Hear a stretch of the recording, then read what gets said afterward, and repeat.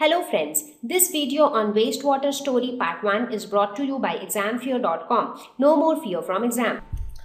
Topics to be covered in this lesson are introduction, sewage, wastewater treatment plant, handling wastewater better, sanitation and disease, and arrangements for sewage disposal. So what do you think we will discuss in wastewater story? It is the story of wastewater, water that contains wastes. So from where do we get this wastewater? From where does this come? What happens when you brush your teeth early in the morning? So you spit on the wash basin and where does that water go? The water passes through the basin following the tubes which are connected to it, and that's how it goes somewhere, we don't know. But do you think this water which you spit in the basin, or like when you rinse your mouth and put it back into the basin, so is that a clean water? Not really. It contains a lot of dirt and dust and germs which might have been present inside your mouth. So it is definitely not clean water. So it is dirty water, and you are throwing that dirty water into your wash basin. Now, where does it go from the wash basin? That's the story which we are going to discuss here. Not only during this, we wash our hands. So when we wash our hands, why do we wash our hands with water? Because our hands contain dust. It contains dirt. Now when we wash it with water, it gets carried away with the water. So basically our hands became clean, but the water got dirty, and that water again went in through the sink.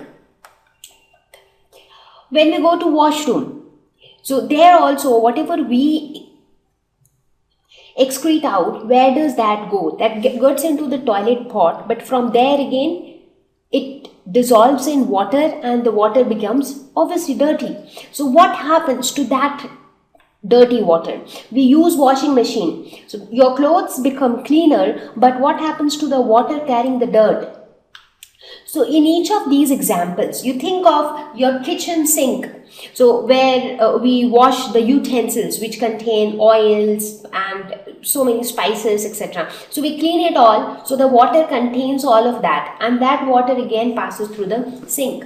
So in each of these examples, what do you see? That the water is not clean anymore. So the water which passes either through the sink or which passes through the toilet or which comes out of the washing machine, they all contain waste products. And this water is called wastewater. So in this lesson, we are going to see how can we handle wastewater in a better way. Because in one of our previous lessons on water, we learned that there is already a lot of scarcity of water. A lot of people are not getting clean water to use for their household purposes. So here in this lesson, we will see that how can we reuse the wastewater? How can we convert the wastewater into clean water, and then we can reuse it. So basically that is what we are going to learn in this lesson.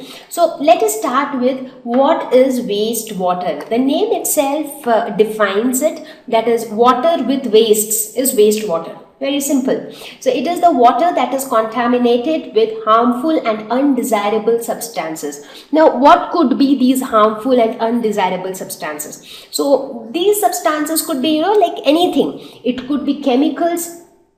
So a lot of things contain chemicals in them, like insecticides, pesticides. They contain so much of chemicals. Now see, if these chemicals get mixed up with water, it will definitely, the water will not remain clean anymore.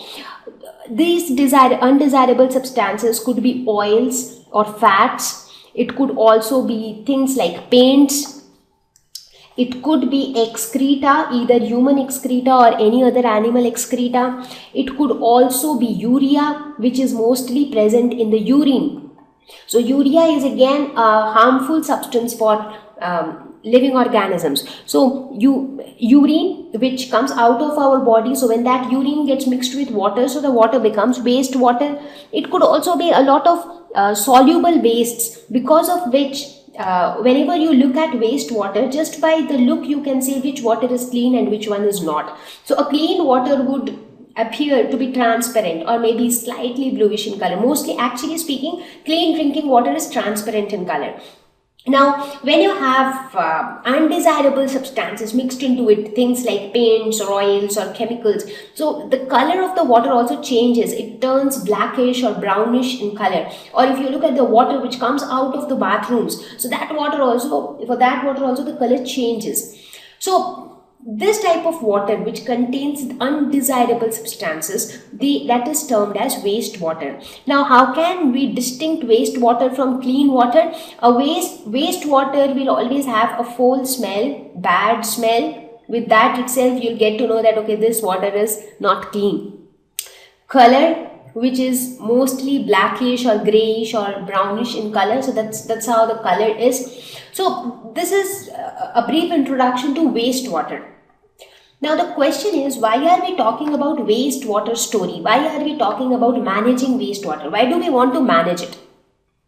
Now, as I mentioned, that water is needed for survival of every living organism. Now, when I say water is needed, what kind of water is needed? Basically, it is clean water that is needed. That's because we say we all drink water. Without drinking water, we cannot survive. Can you live without water for 7 days? Not really. Our body will get dehydrated. Now, when we have to drink water, is it that you can drink just any water? Not really. If you start drinking dirty water, there will be diseases that will take place. So when you consume dirty water. So basically the need for living organisms is not only water, but it is clean water.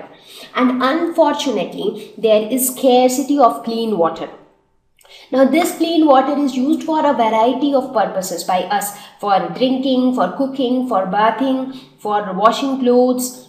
So, multiple purposes. But for each of these purposes, we prefer clean water. Now, when it comes to drinking or cooking, we take extra precautions and we tend to make the water more clean. But even for bathing or washing clothes, there also we need at least clean water. So it shouldn't be that the water contains a lot of chemicals or the water is blackish in color and we are washing clothes in that water. So that is also not possible. So all that living organisms need is clean water. And unfortunately, there is scarcity of clean water at a lot of places.